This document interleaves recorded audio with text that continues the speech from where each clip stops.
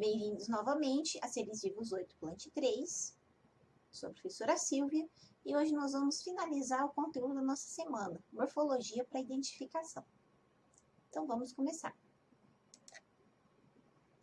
No último vídeo, nós trabalhamos uma breve introdução sobre a necessidade e a importância de utilizarmos estruturas morfológicas externas para poder classificar as plantas, para podermos utilizar, por exemplo, uma chave de identificação taxonômica. Também fizemos uma revisão sobre as estruturas que são importantes nessa identificação quanto ao caule e as folhas. Então, para finalizar, nós vamos hoje tratar das estruturas que compõem a flor e que são essenciais nesse processo de identificação. Relembrando, então, a flor e os seus componentes estruturais, a flor e os seus verticilos florais. Os verticilos florais, eles são de dois tipos: verticilos estéreis e verticilos férteis. Os verticilos estéreis possuem a função de proteção, enquanto os verticilos férteis é neles que ocorre a meiose e a gente tem a produção de gameta. Então, a função dos verticilos férteis é a reprodução. Os verticilos estéreis são compostos por sépala ou cálice. Vocês podem observar aqui essa estrutura mais externa, mais abaixo, que lembra uma folha. Normalmente possui coloração esverdeada, mas isso não é regra, isso pode mudar. E as pétalas, ou a corola. As pétalas também são modificações foliares, que agora têm a função de atrair os polinizadores. Por isso que nós temos tantas cores, tantas texturas na natureza. E em relação aos verticilos férteis, nós temos os verticilos férteis do órgão reprodutor feminino e os verticilos férteis do órgão reprodutor masculino. O órgão reprodutor feminino, também conhecido como gineceu, é composto por estigma, aqui no ápice, onde ocorre, a deposição do grão de pólen, o estilete, por onde o grão de pólen vai descer conforme o tubo polínico se desenvolve, e o ovário, onde encontram-se encerrados os óvulos. E o órgão reprodutivo masculino, também chamado de androceu, é composto pela antera, o filamento e a junção dos dois, que é o conectivo, formando então os estames. E essas flores, elas podem se encontrar de duas maneiras na planta. Elas podem ser únicas ou solitárias, quando no ramo floral nós temos a formação, a ocorrência de um botão único, uma flor única, ou se não, nós temos o que nós chamamos de flores agrupadas, onde nesse ramo floral nós vamos ter não um, mas vários botões. E aí nós teremos o que também chamamos de inflorescência. Então, vocês podem observar aqui uma flor única, um hibisco, e um conjunto de flores agrupadas, uma inflorescência na hortênsia. Vamos, então, agora trabalhar esses conceitos muito importantes relacionados à classificação taxonômica com base em caracteres florais.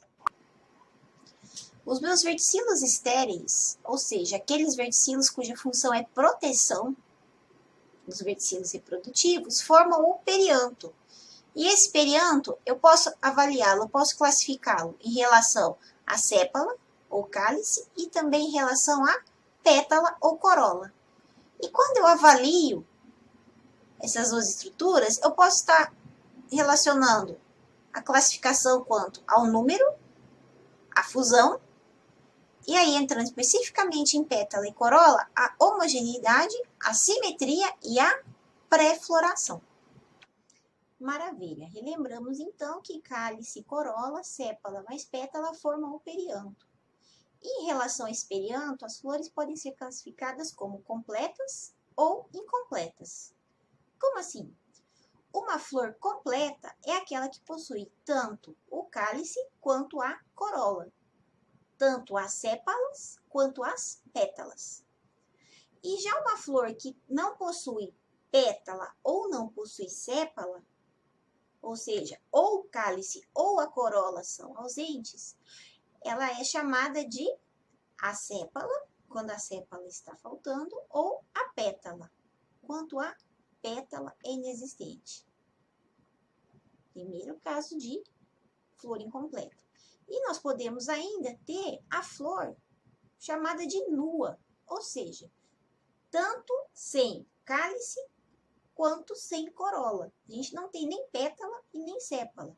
Vejam só, os verticilos férteis, aqui os verticilos reprodutivos, eles ficam expostos. Então, vejam só, nas chaves dicotômicas, nas chaves de classificação, quando nós temos uma flor completa, o termo utilizado é diclamídia. Cálice, corola. Sépala, pétala. Quando um desses dois verticilos estão faltando, a nossa flor é chamada de monoclamídia. Ou somente o cálice, ou somente a corola. Ou somente a pétala, ou somente a sépala. E, por fim, quando os dois verticilos são ausentes, tanto o cálice quanto a corola, tanto as pétalas quanto as sépalas, essa flor nua que nós temos é chamada de aclamídia. Normalmente, na chave dicotômica, quando começamos a trabalhar com as características florais, essa é a primeira informação que é solicitada. Não se esqueçam disso, então. Diclamídia, monoclamídia, aclamídia. Pensando agora no perianto em relação ao número de sépalas e pétalas que compõem esse perianto. Nós temos flores que são trímeras, quando possuem 3 sépalas ou 3 pétalas. Nós temos flores tetrâmeras, com 4, e flores pentâmeras, como vocês podem observar aqui. 1, 2, 3, 4 sépalas, certo? E o perianto, ele também é classificado quanto à sua simetria. Então, vejam só, aqui nós temos um exemplo de uma flor da família Asteraceae, a da margarida. Eu conheço essa flor como capitão. E a gente pode ver que a gente consegue fazer um corte para definir uma simetria dessa flor. A gente consegue separar partes iguais. Diferentemente dessa flor aqui, da família Canaceae, da cana da Índia. Mamona cotiledônea. A gente consegue cortar essa flor ao meio e ter 2 metades idênticas, rebatidas? Não. A gente consegue cortar essa flor como se fosse uma pizza, né, em várias fatias e cada fatia ser igual a outra? Também não. Então, essa aqui é uma flor assimétrica. Agora, quando trabalhamos com flores simétricas, que o perianto possui uma simetria, nós podemos avançar um pouco mais nessa classificação. As flores podem possuir uma simetria actinomorfa ou radiada, que vocês lembram, nós fazemos mais de um corte, lembrando os raios de um pneu, como vocês veem nessa imagem aqui, os raios de um pneu de bicicleta. Ou nós temos a simetria zigomorfa, ou bilateral, lembrando que zigomorfa vem lá do grego zigo, par, morfe, forma. Então, a gente consegue fazer um único corte e ter 2 metades rebatidas, que quando se refletem são as mesmas.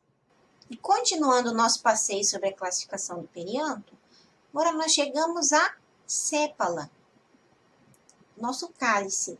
Então, nós podemos ter o cálice aparecendo de 2 jeitos nas flores. Esse cálice pode ser igual aqui nessa flor, de flamboyanzinho, onde vocês observam 1, 2, 3, 4, 5. 5 sépalas. E essas sépalas, elas estão separadas. Nesse caso, nós dizemos que temos um cálice do tipo dialisépalo. Mas nós podemos ter também, igual aqui nesse exemplo da trombeta, as sépalas unidas. Então, nesse caso, nós temos um cálice gamosépalo. Lembre-se que gamo quer dizer fusão. Então, nós temos as sépalas fundidas. E o mesmo conceito se aplica à pétala, às pétalas, né? A nossa corola. Então, quando nós temos as pétalas livres, igual vocês observam aqui, nós temos 4 pétalas. Nós temos uma flor com corola pétala. Diferentemente aqui de cima, onde nós temos, vejam só, as pétalas elas são unidas, concrescidas. Então, no caso, nós temos uma corola gamopétala. E nós podemos ainda comparar o perianto com o número de estames. Então, quando nós fazemos essa razão, estames e número de pétalas, nós podemos ter flores que são oligostêmones, como é o caso aqui. Nós temos uma flor com 5 pétalas e vejam, 1, 2, 3, 4 estames. Nós temos menos estames que pétalas. Lembrem lá da aula de história, a oligarquia, né? O poder na mão de poucos. Tudo bem? A gente pode ter ainda o caso em que a flor possui o mesmo número de pétalas para o número de sépalas. Nesse caso aqui, nós temos uma flor da família Iridaceae com 1, 2, 3 pétalas e 1, 2, 3 estames diminutos lá no centro. 3 para 3, isostêmone. Iso, nós vimos inclusive na aula de nomenclatura, que quer dizer igual, o mesmo. Quando nós temos flores que apresentam o dobro de estames em relação ao número de pétalas, essas flores são diplostêmones. Aqui vocês têm um exemplo onde nós temos ausência de pétalas, mas temos 6 sépalas. E contabilizando, nós temos aqui 12 estames, exatamente o dobro. Então, uma flor diplostêmone.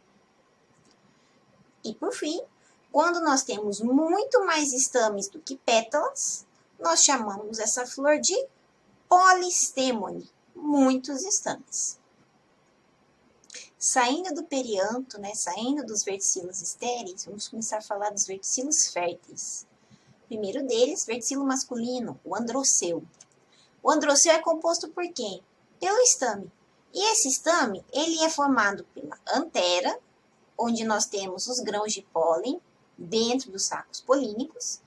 Nós temos o filete e a região onde antera e filete se comunicam, se encontram, é chamada de conectivo. Então, lembre-se, o androceu possui antera, conectivo e filete. E aqui vocês podem ver um zoom, né, uma aproximação dessa antera, onde nós temos o saco polínico com os grãos de pólen dentro e esse saco polínico se abrindo, essa antera se abrindo, formando a linha de deiscência, a linha de abertura. O meu androceu, eu posso classificá-lo quanto ao grão de pólen, que está inserido dentro dos estames, ou posso classificá-lo apenas quanto aos estames. Tratando apenas dos estames, eu vou avaliar o número, a sua fusão, a abertura, deiscência, bem como a inserção filete-antera. Como que é ali a inserção no conectivo. Em relação ao nosso grão de pólen, a gente tem falado muito do grão de pólen, principalmente lá nos vídeos da aula 2, relacionados à sistemática filogenética. Porque nós vimos que o tipo de grão de pólen leva à diferenciação em 2 grupos. Então, nós temos um grão de pólen que pode ter 3 aberturas, ser triaperturado, ou também chamado de tricolpado. Esse pólen tricolpado, ele é típico das eudicotiledôneas. Em contrapartida, nós temos também um grão de pólen que pode ser monossulcado. Vejam só, nós temos um sulco central. E esse pólen, ele é típico, ele é comum nas monocotiledôneas. Essa é uma das características que nos leva a separar esses 2 grupos. É importante que vocês tenham em mente que nós não temos apenas esses 2 tipos de pólen, mas esses 2 tipos, esses 2 estados desse caráter, forma do grão de pólen, são essenciais para compreendermos algumas diferenciações básicas entre os grupos. E o outro verticilo fértil que nós temos é o verticilo feminino, o gineceu.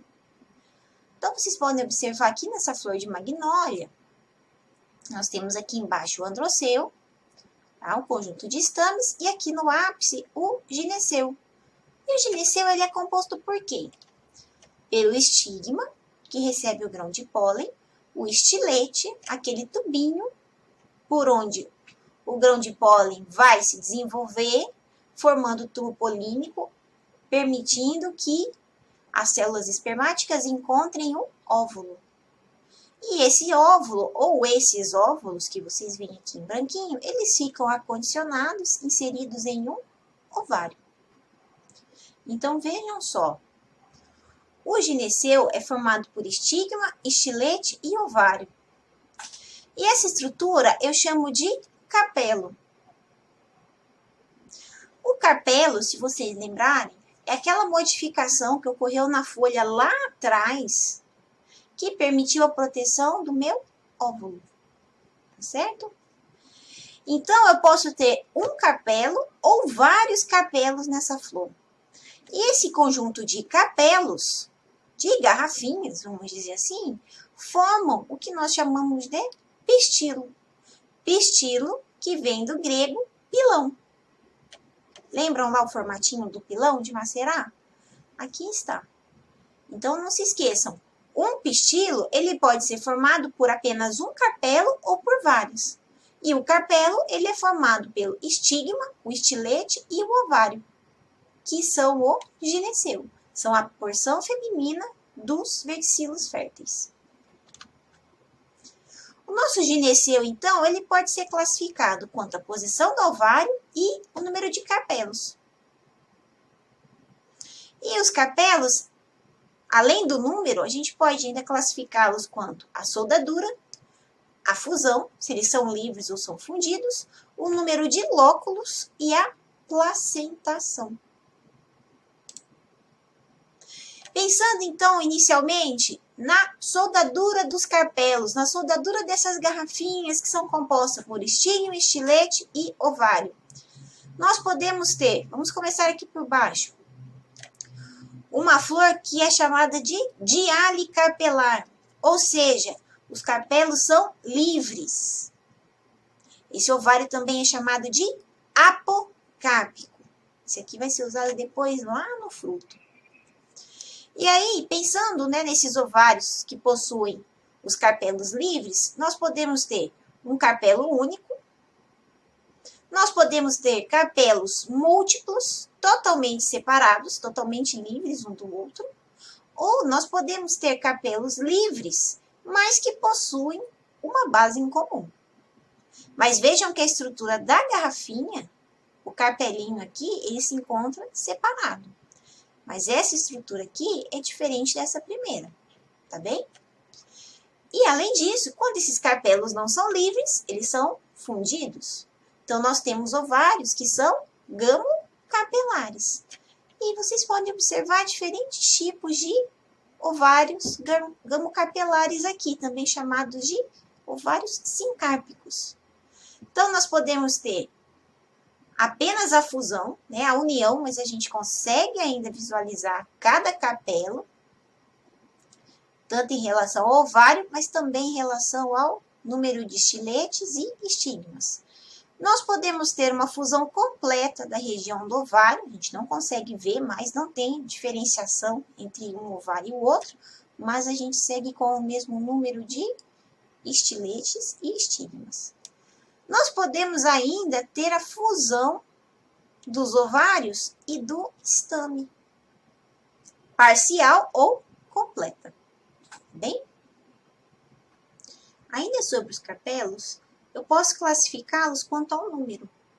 Então, nós temos ovários que são unicarpelares, um carpelo apenas, uma única garrafinha.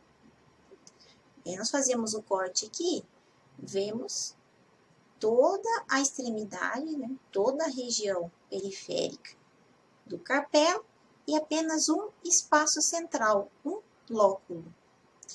Nós podemos ter ainda, no caso aqui, 3 carpelos, como vocês veem, e esses carpelos, eles são totalmente livres, totalmente independentes entre si, igual a gente pode ver nesse corte, observando por cima. Então, nós temos 1, 2, 3 carpelos com 1, 2, 3 espaços, 3 lóculos, 3 espaços onde se encontra o óvulo. E aqui, nesses dois últimos exemplos, nós temos o ovário contendo 5 carpelos. Só que, no primeiro caso, vejam, 1, 2, 3, 4, 5. Cada carpelinho, cada garrafinha possui o seu espaço, possui o seu lóculo.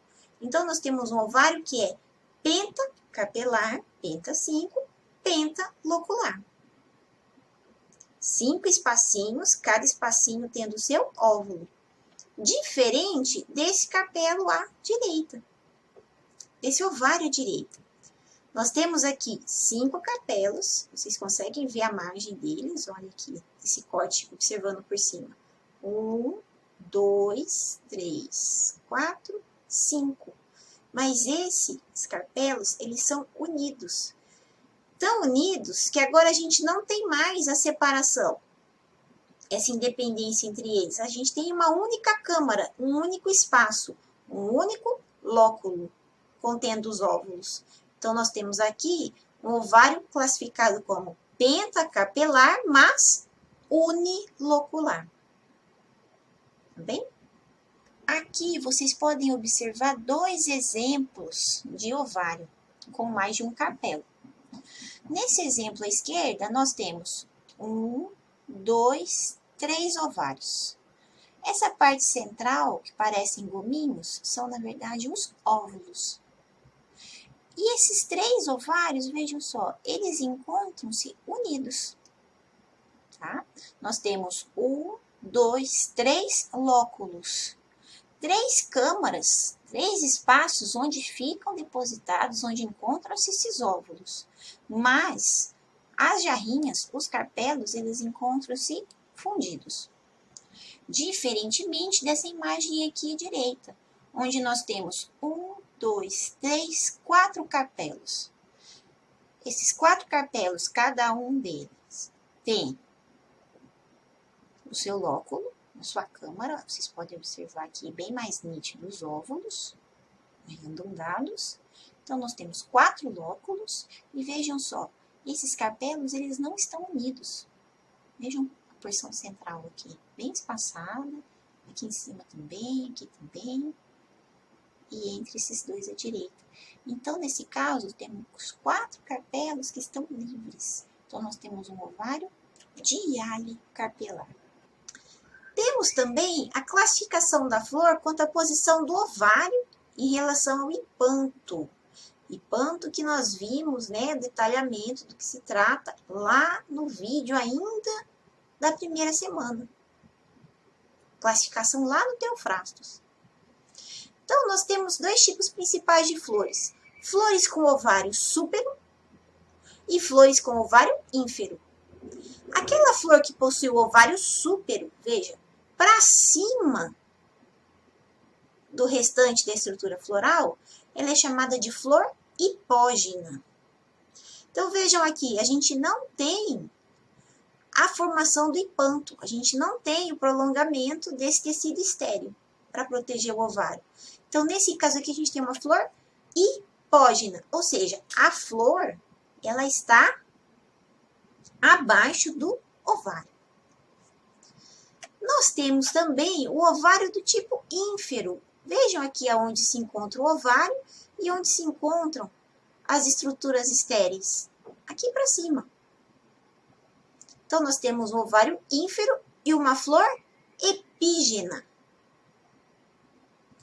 E prestem atenção, como a gente teve agora, o desenvolvimento desse tecido estéreo para envolver e proteger o ovário. Então, nós temos aqui a presença do hipanto e o ovário aderido a ele. O ovário está grudadinho, sendo protegido por esse tecido. E nós temos ainda o ovário do tipo súpero, tranquilo, vocês estão observando aqui, acima, né, da base da flor. Mas nós temos a flor sendo chamada de perigínia. Vejam só. As sépalas, o cálice, eles se encontram afastado do ovário e a gente não tem nenhum tecido protegendo aqui.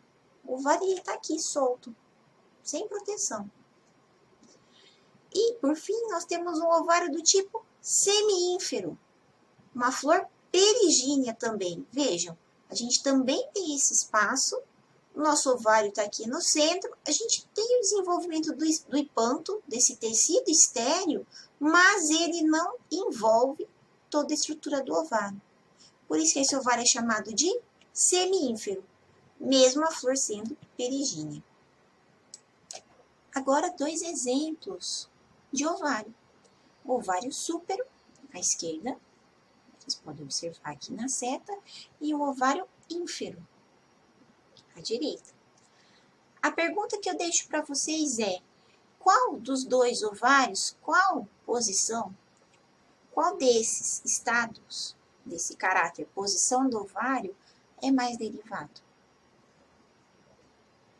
Vocês concordam comigo que um ovário súpero, a principal parte, o principal componente do órgão reprodutor feminino está aqui exposta à mercê de predadores? Então, vocês sabem que o ovário ínfero, com a proteção dele pelas outras estruturas florais, é um estado de caráter derivado. Chegamos agora na reta final da nossa viagem pelo carpelo.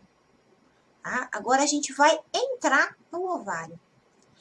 Nessa figura aqui, nós temos um corte transversal do meu ovário.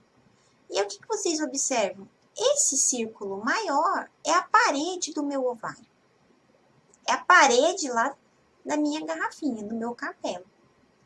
O espaço em branco é aquela câmara onde o óvulo se situa, se localiza. É o lóculo. E, por fim, vocês podem ver esse círculo, essa bolinha verde que é o nosso óvulo. E vocês podem ver que o óvulo, ele fica preso por um tecido estéreo junto à parede do ovário. Esse tecidinho estéreo que está aqui segurando o óvulo junto à parede do ovário é chamado de placenta. Então, a placentação nada mais é do que a disposição ou a localização desse tecido, dessa placenta, dentro do nosso ovário. Então, dentro da flor, nós podemos ter diferentes tipos de placentação. A gente pode ter, vamos começar aqui por esses 2 exemplos, uma placentação do tipo basilar, uma placentação que acontece na base. Então, vejam, a gente tem aqui, ó, vocês conseguem ver direitinho, o tecidinho estéreo, onde fica aderido o óvulo. Nesse caso aqui, a gente tem apenas um óvulo. E aqui à direita nós temos 3. Vocês podem ver que nós temos 1, 2, 3 estiletes. Então, são 3 carpelos, um único lóculo e os ovários aqui na base. Nós temos também esses óvulos se prendendo junto à parede do ovário. Como vocês podem ver no corte aqui. Esse é um exemplo de placentação parietal. Placentação na parede do ovário. Vejam como os óvulos estão aderidos aqui na parede. E aí dentro aqui o nosso lóculo, o nosso espaço, a nossa câmara central. Nós podemos ter também, dentro aqui do nosso ovário, a formação de um tecido estéreo central. Tá? O prolongamento de uma massinha onde os óvulos ficarão aderidos. E aí, quando nós fazemos esse corte na transversal, vejam só, os óvulos não estão mais na parede, eles estão nessa região central, junto dessa massinha, junto desse tecido estéreo. Nesse caso aqui, eu tenho uma placentação central. E, por fim, nós podemos ter ainda a placentação axial. Lembrem que axial está relacionado a eixo. Qual que é a diferença da placentação axial para central? Vejam o corte com a vista superior. Nós temos a massinha central, mas nós temos eixos de tecido, também estéreo, ligando essa porção central à parede do ovário. Nós conseguimos ver aqui nesse exemplo a presença dos 3 carpelos. É muito nítido isso. Nós temos 3 carpelos e 3 lóculos. E cada eixo desse apresenta um conjunto de óvulos aderidos aqui na parede interna. Placentação axial. Espero que vocês tenham conseguido ver a diferença, principalmente entre as placentações parietal, central e axial. E chegou a hora da nossa breve revisão. Então, pessoal, não se esqueçam que as chaves de identificação, em sua ampla maioria, elas utilizam-se de quê? De variações na morfologia floral. Tanto em relação aos verticilos estéreis quanto aos verticilos férteis. E isso vai ser de extrema importância para podermos realizar as classificações em relação às ordens, famílias, gêneros e, claro, espécies botânicas. E por essa razão, é preciso sabermos reconhecer variações em alguns atributos, tanto do androceu quanto do gineceu, bem como das nossas estruturas estéreis. Por hoje é só, nos encontramos no nosso próximo vídeo. Até lá!